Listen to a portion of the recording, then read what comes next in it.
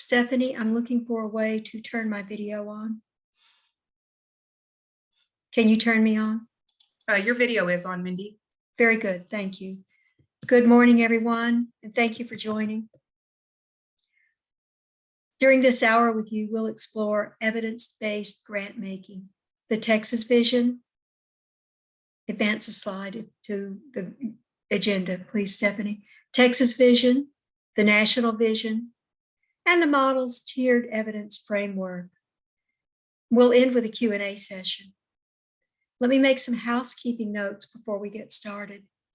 Cameras and mics are turned off. Please remain muted during the webinar unless asking a question. Please hold questions for the Q&A session. You may also ask them in the Q&A thread during the webinar. I'll note that this first webinar is focused on the evidence-based model. No questions here, please, about the to-be-released equity RFA. We will have a webinar for that on March 9th. And finally, this webinar is being recorded. The recording will be shared with you and posted to our website in the days following the webinar. And next slide, Stephanie, please. Here you see our panelists for today's meeting. As you read through that, let's get started. I'm pleased to introduce Dr. Tina Jackson, Assistant Commissioner for Workforce Education, who will make brief remarks and then introduce our Deputy Commissioner, Ray Martinez. Tina? Good morning, Mindy. Good morning, colleagues. The purpose of the Carl D. Perkins Career and Technical Education Program is to increase student access to high-quality career and technical education programs. The Perkins program focuses in on aligning CTE programs across secondary, post-secondary education with workforce demands. The program also requires that colleges use Perkins funds to remove or reduce barriers with student success. The Texas Education evidence-based grant-making model is intended to link grant funds directly to Perkins equity priorities while maintaining the flexibility to support innovative projects. We are excited about this new initiative and partnering up with the Texas Workforce Commission, the Texas Workforce Investment Council, and now I would like to introduce you to my colleague, Ray Martinez, who serves as Deputy Deputy Commissioner. Ray, are you on? I am on. Good morning, Tina. Thank you. Good morning. Good morning. And good morning to all of our participants. Tina, thank you for the very kind introduction. I'm so pleased to be here and so privileged to work with a great team of public servants and professionals here at the coordinating board. I also bring greetings on behalf of Commissioner Harrison Keller, who is unable to join us this morning, but is aware of this webinar and I know sends very positive greetings for a productive hour with all of you today. As many of you may have heard, at our agency board meeting just a few weeks ago, the Texas Higher Education Coordinating Board approved the Building a Talent Strong Texas Strategic Plan. The Talent Strong Texas Strategic Plan is a refresh of the 60 by 30 TX Higher Education Plan, which was adopted, of course, back in 2015. The revised goals of a Talent Strong Texas are to build a talent strong workforce for the future through increasing attainment of post-secondary credentials, to ensure that degrees, certificates, and other credentials are credentials of value that improve students' earning potential and support a stronger economy, and to support research and development aimed at building knowledge to drive the economy. So this morning, you all will hear about Texas evidence-based grant making, a state initiative that seeks to establish awards to workforce development grant proposals backed by solid evidence as the new normal in Texas grant making. Texas evidence-based grant making will support the Talent Strong Texas Strategic Plan through the creation of innovative approaches to workforce education. The initiative also provides Texas with the opportunity to learn from grant project outcomes and to build a repository of evidence for the state. The Texas evidence-based grant making model has already been adopted by the Texas Workforce Innovation Council and the Texas Workforce Commission are very esteemed partners that we get the privilege to work with on a daily basis here at the Coordinating Board. The Coordinating Board, of course, we join them with this initial evidence-based grant-making RFA, the Perkins Equitable Access and Opportunity Program that Mindy mentioned a short while ago, which is supported by Perkins State Leadership Funds. So now I'll turn things over to my colleague, Lee Rector, the Executive Director of the Texas Workforce Investment Council, and a great partner for our agency. And I know she and Commissioner Keller have many, perhaps even daily conversations about the importance of workforce education across the state. Lee will explain to you the national context for Texas evidence-based grant making and why the approach is needed now more than ever. Lee, good morning. Thank you, Ray. So nice to see you, and good morning, everyone. I'm really happy to be with you today to have the opportunity to talk with you briefly about the state and national context for the evidence-based practices that you will hear about today. They're being implemented in Texas. So when we think about why we want to use evidence to help make better funding decisions, it's because we're focused on the results of the program that we're considering funding. So in its simplest concept, evidence-based grant making is focused on program models that will achieve better outcomes for program participants. Next slide, Stephanie. So why are we doing this in Texas? Well, there's one key reason, and that is the tremendous amount of funding that goes towards workforce education, training, and services in this state. In fiscal years 2020 and 21, there was over $1.6 billion in state and federal workforce funding for training and services, and over $200 million in Perkins funding for career and technical education programs in both high schools and post-secondary programs. Additionally, a huge amount of money has come to the state in emergency funding because of the pandemic.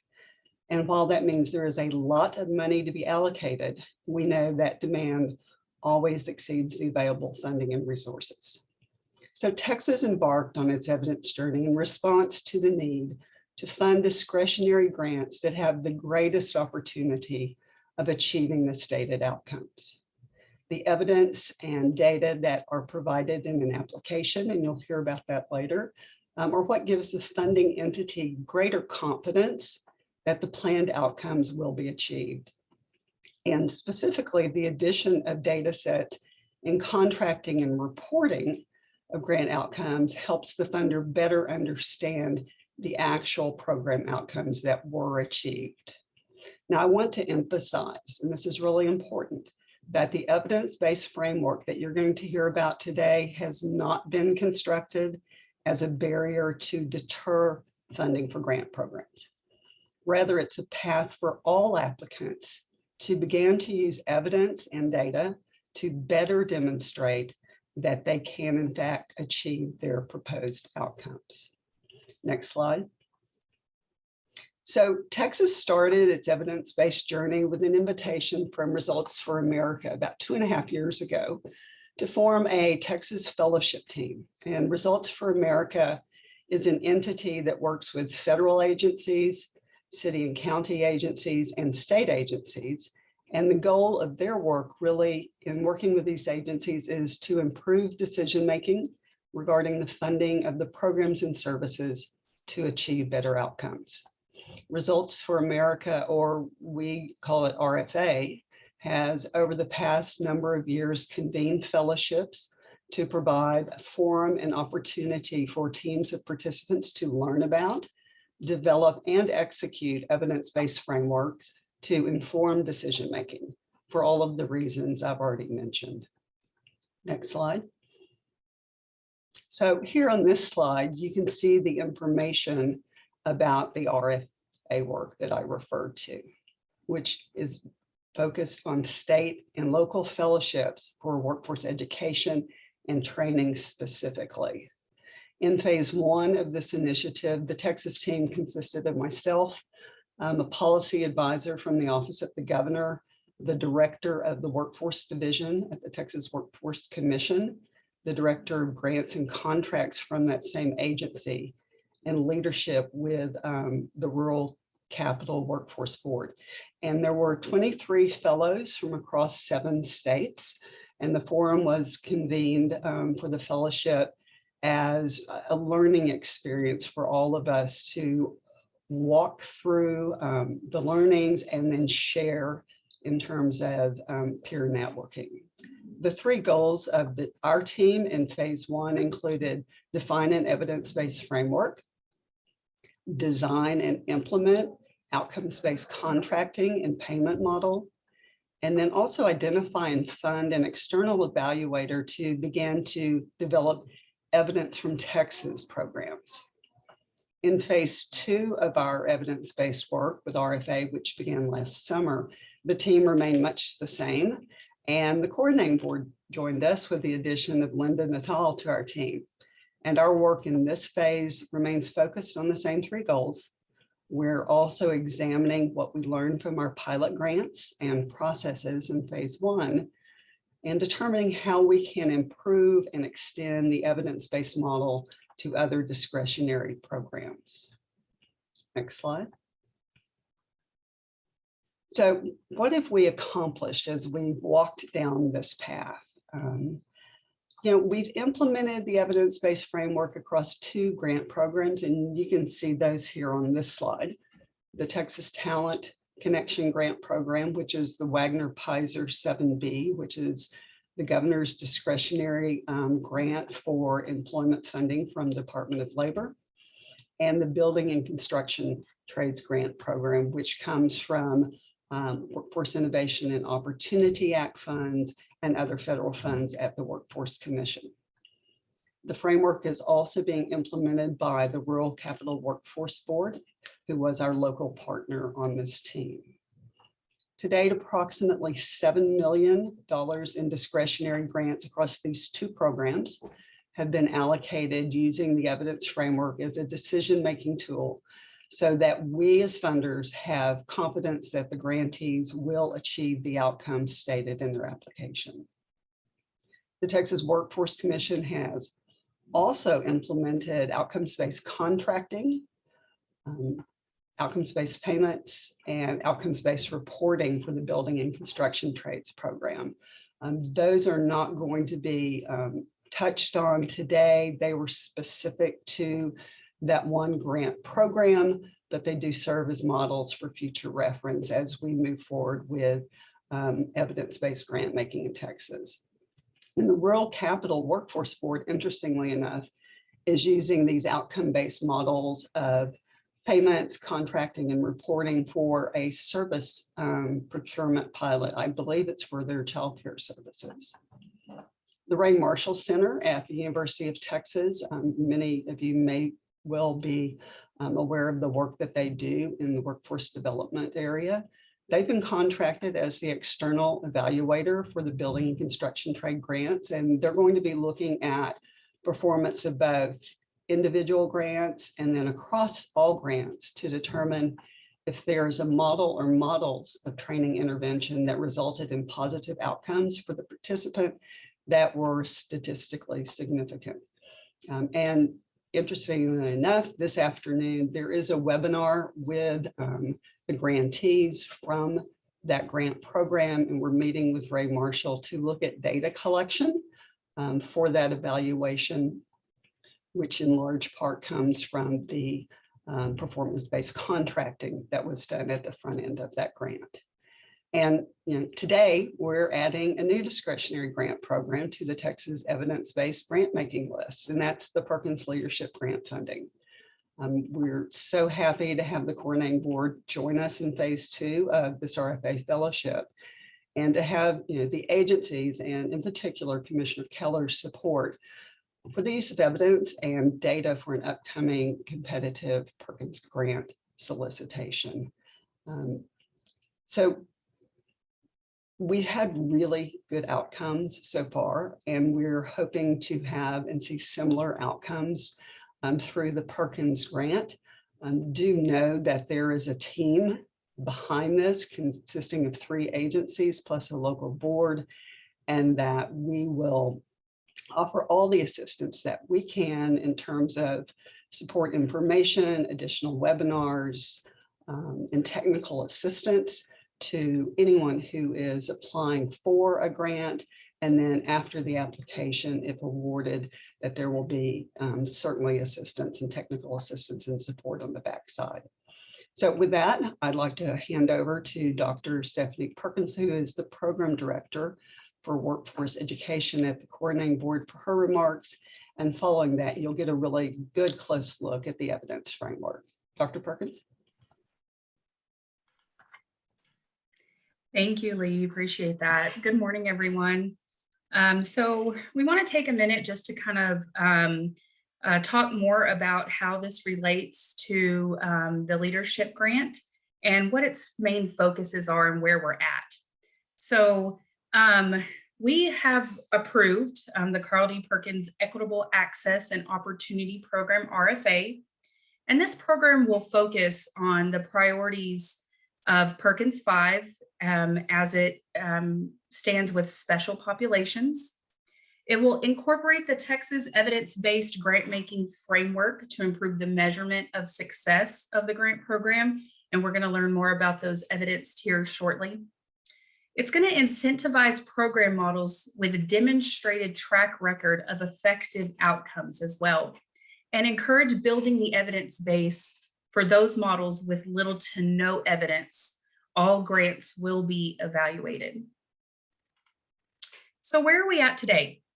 The evidence-based framework is completed. Our RFA and application and other forms are currently in the finalization stages. There is a new email address for this initiative, perkins.equity@highered.texas.gov. That email address is currently active, and that's where we ask for any and all questions to be sent via email to this email address. And then once the RFA comes out, you will also see how important this email address will be to those who are applying and who are awarded after the fact as well. And then also, as of today, actually, we have our new webpage up for resources and information. So if you visit if you're familiar with our webpage, Career and Technical Education, the Perkins page, where we typically put our RFAs, there is a clickable link there now that's just specifically for this equity initiative. So what to expect? There's going to be new language in the RFA, of course. And as mentioned earlier, this webinar is not about the RFA. We will hold another webinar on March 9th that will go more in depth about the RFA and the application process and things of that nature. There will be new vocabulary, new forms.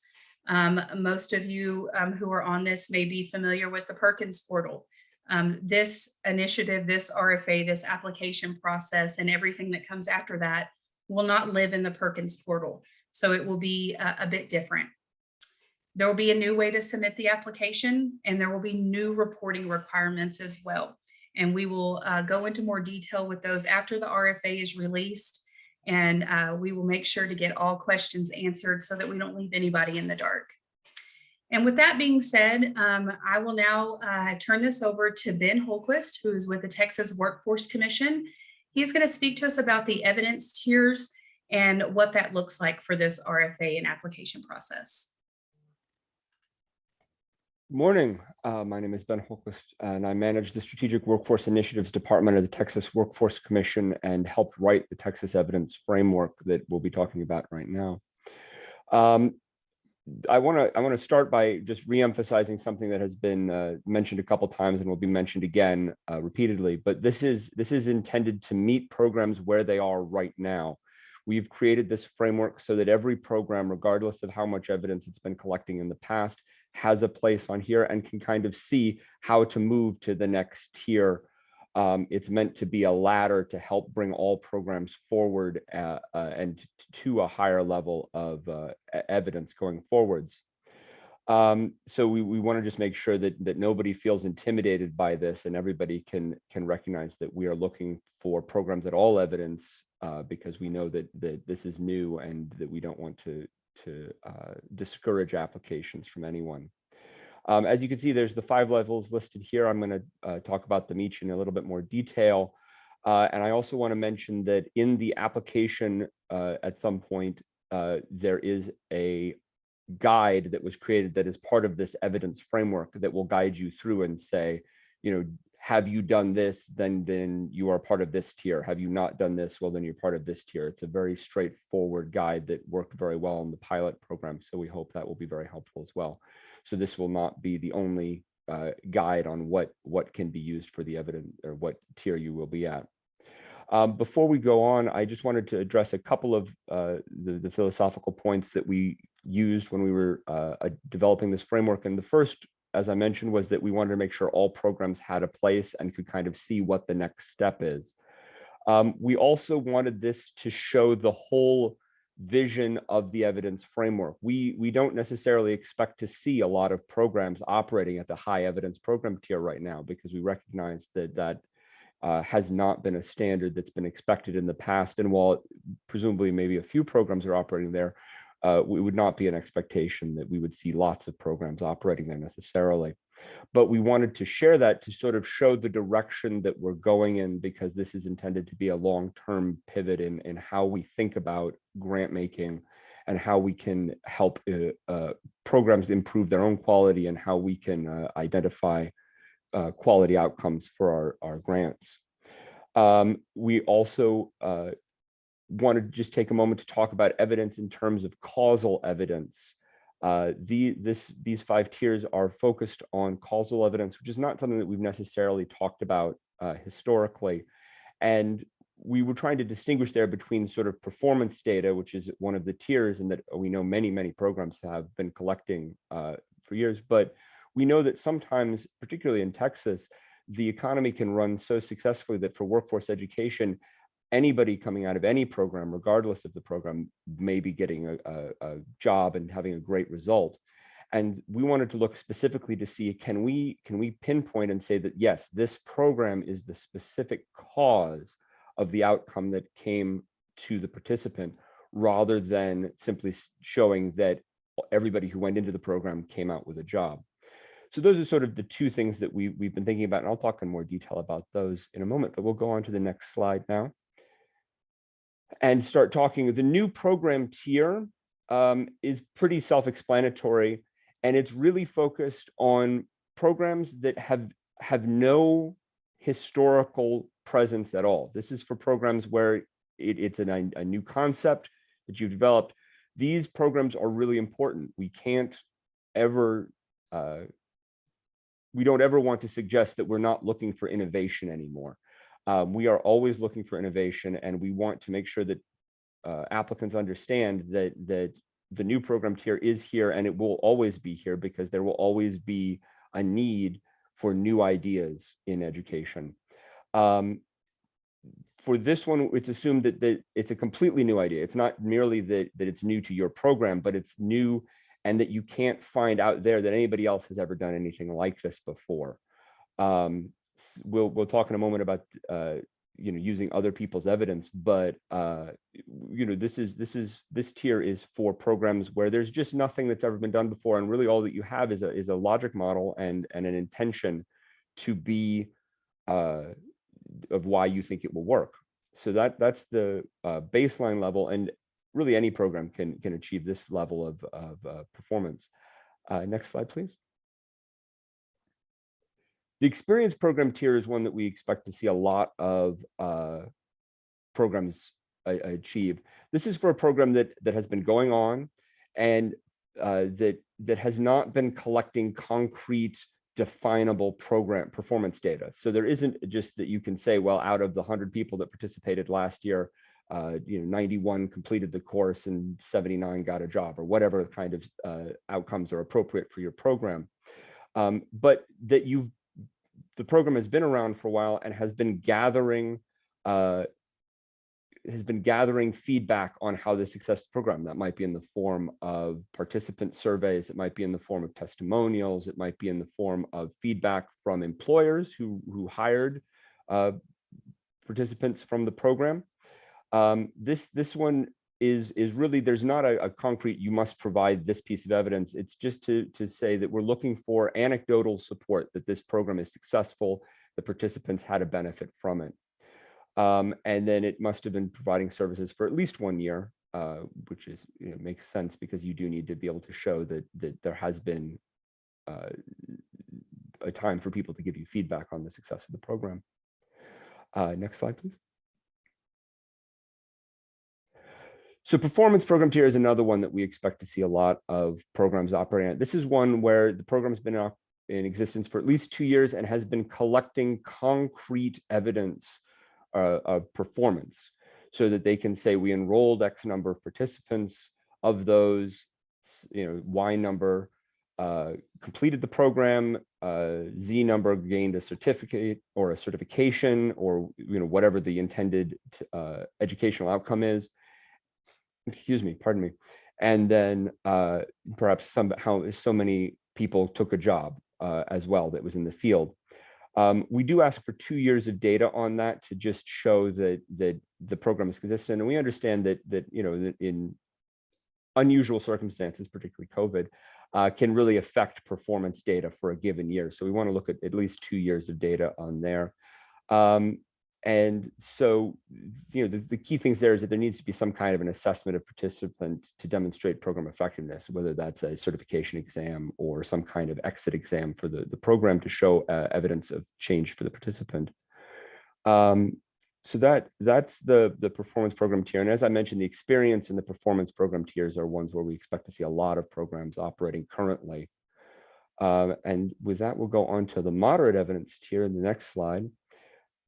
And this is really the first one that really gets to the heart of that causal evidence that I was mentioning before. So here we're looking at not just that there was outcomes, but that there was a detailed statistical analysis that shows that the results from this program can be traced to the actual program itself and not just to potentially some external confounding circumstances.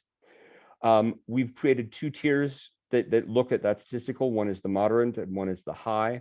The moderate evidence one requires at least one study that has been shown, that shows both a positive and a meaningful outcome, and that the study was rated by an entity that can that has the statistical knowledge and the research knowledge to be able to assess the validity of the statistics that was done. And I'll talk more about them at the very end. But we wanted to just be clear that there are some details here.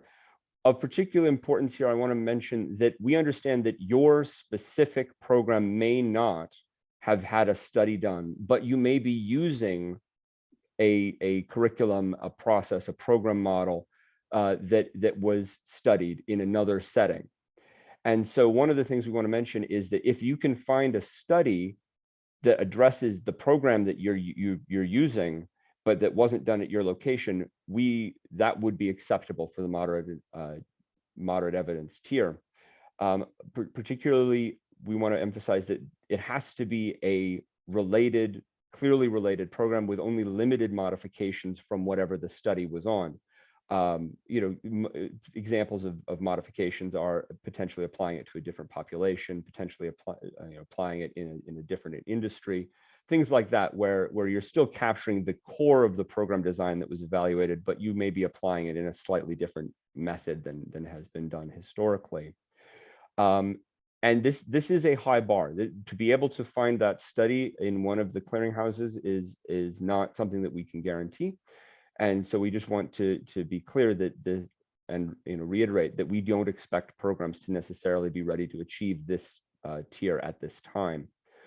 But we do hope that going forward, we'll start to see more programs being able to have these studies done and move into these tiers in the future.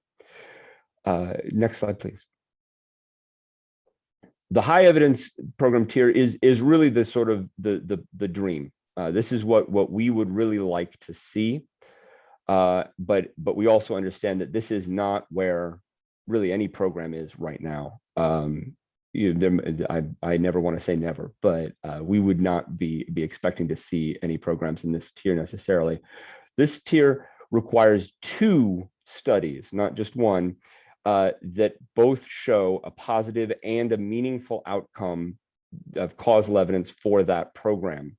And again, both those studies will need to have been evaluated by the CLEAR or another entity's clearinghouse on data, so that we can be confident that the statistics and the research methodology that was done meets the causal evidence standards. And that to be at the high evidence program tier, it needs to be implemented more or less as intended.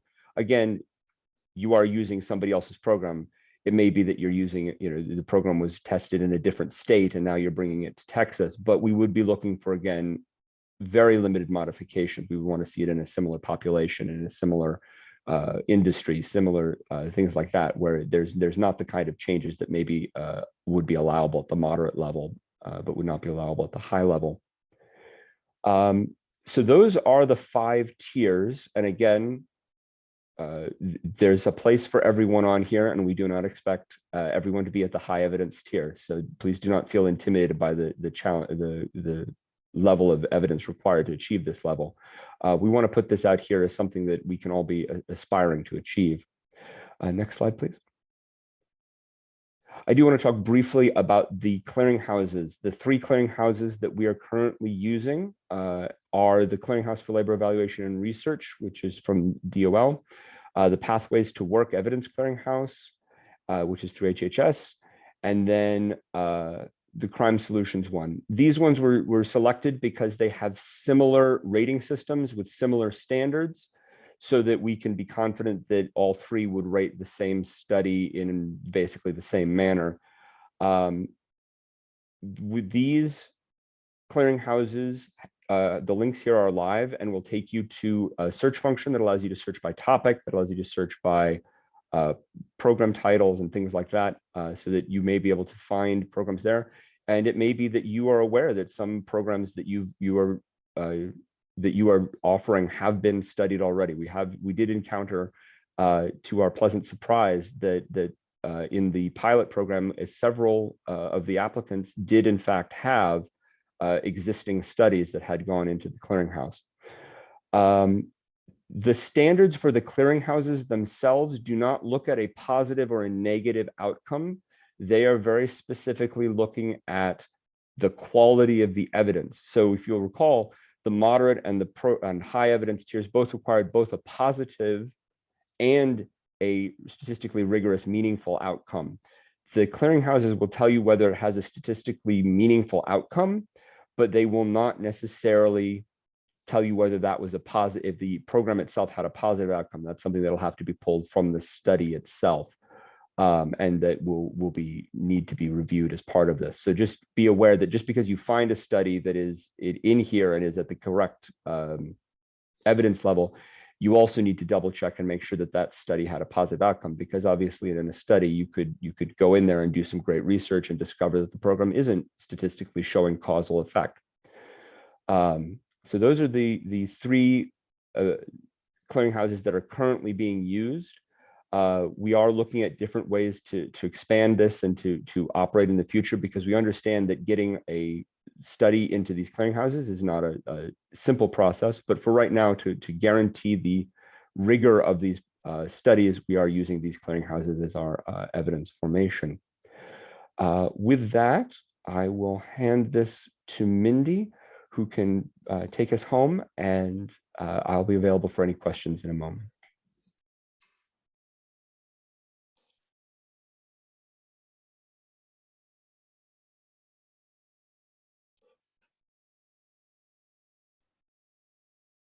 You're on, Mindy. Thank you, Ben. I'm trying to make my video come back. It says I'm on. I will go ahead and speak without video. Thank you. On, Mindy. I'm sorry? Your video is on, Mindy. Okay, I don't see it on my view. Well, thank you, Ben. Thank you, Lee. Thank you all who have contributed to our presentation during this webinar. We will move now to our Q&A session. And I want to finish the webinar section of our gathering with the question, why now? Why are we doing this now?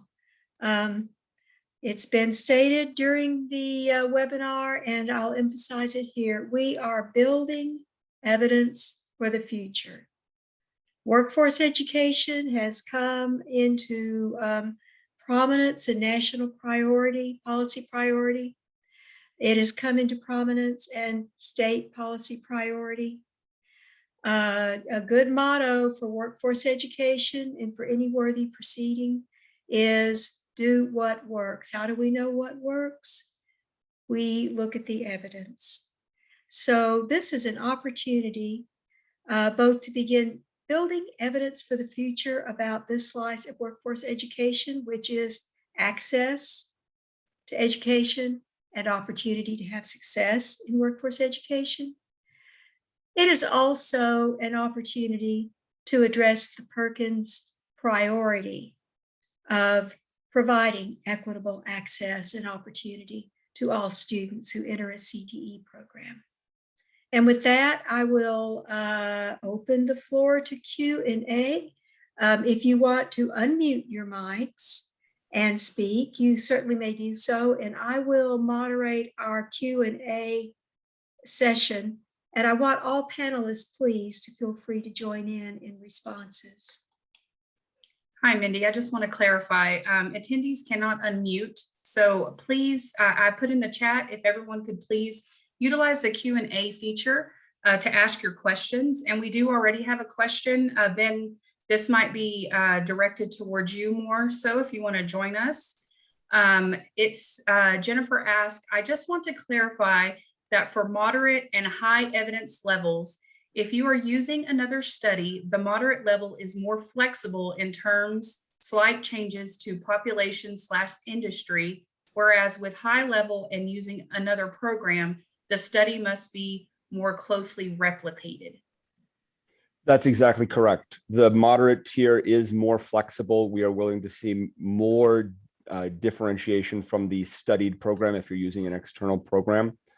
And the high tier, it really does need to be the implementation of that program specifically. Thank you, Ben. Currently, there are no other questions in the Q&A. So if you're with us as an attendee, okay, here we have a question.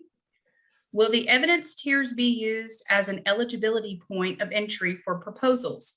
For example, will RFAs come out requesting applicants only apply if they can show moderate evidence? No, that is not the case at all.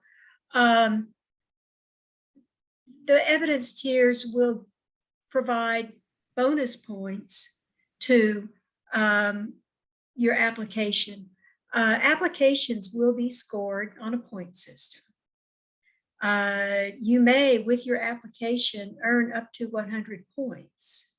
You may earn up to 10 bonus points with the level of evidence tier you choose for your application. The RFA will guide you through a tree that allows you to select your evidence tier. Ben, can you elaborate on that, or have I got it right and complete? Yeah, I think I would emphasize that we do not expect to see these used in a exclusionary way. This is intended for us to help identify programs that may be further along in developing their evidence, but we do recognize that there is going to be programs at all tiers. And again, we do want to make sure that we continue to foster innovation. And we understand that you cannot create a program and have high evidence at the same time. There will always be that need for slightly different situations. So we have not intended to develop this as any kind of exclusionary process. Yes, bonus points for the evidence. And I want to point out to you that Ben did emphasize the new program tier and the experience program tier, neither of which require external objective evidence. They will enable you to tell us why you think a new program may work. They will enable you to tell us why you believe an existing program can be built out based on the success you've had to date. So that is a wonderful question. I appreciate it. You need not fear that evidence tiers will knock you out of the competition. It might also be important to mention as well that as reviewers of applications, this will be a new process on our end as well. Applications will be reviewed in two different kinds of ways. Programmatically, there will be a review team, and then the evidence-based portion of it will also have a review team. People can't be, there can't be one person that serves on both teams of evaluators. So it will look a little different on our side as well as to how these are evaluated.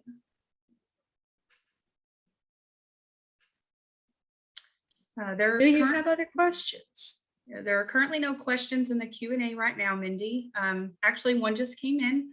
It seems like when I say that, someone pops one in there. Will Ray Marshall Center be conducting any external evaluation for our programs? Or do we need to budget to hire an external evaluator? Now you're talking about evaluation of outcomes for an approved application and implementation of a program. Am I correct about that? She says correct. Yes. Okay. We are still in the formation stages of developing evaluation processes. We are following TWC and TWIC in this. They are our mentors in this. I would like to defer that question until we're a little farther down the road on this, but I do anticipate an external evaluation process.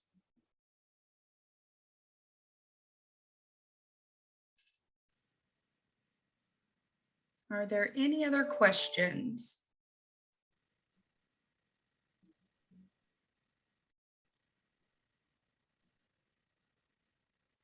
Nothing's coming up in the Q&A, Mindy. It might be best to maybe direct folks to send their questions to our new email address if they come up after our webinar. Let me reiterate our new email address. It is perkins.equity. And then the usual THECB extension, highered.texas.gov. That's perkins.equity.highered.texas.gov. This is not your only chance to ask questions. Please direct them to us at that address and we will respond. Stephanie, do we have another question? We do. Jessica, to answer your question, does the new program webpage have a link to the March webinar registration? It does not. We will send that out to the field shortly in the next coming weeks before the webinar, as we usually do via our field communications.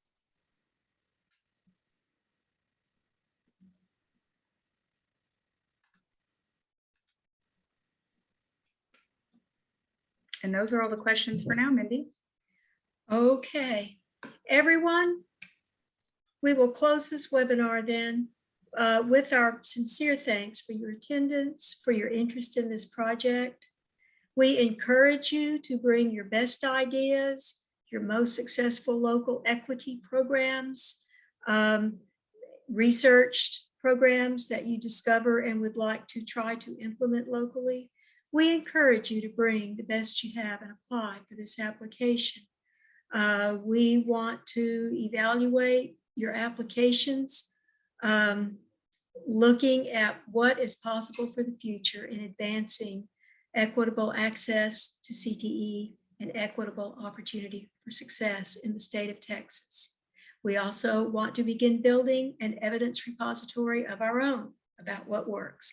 The state will learn immensely from the projects you undertake. I thank our panelists today. I thank attendees. I invite questions as we move forward.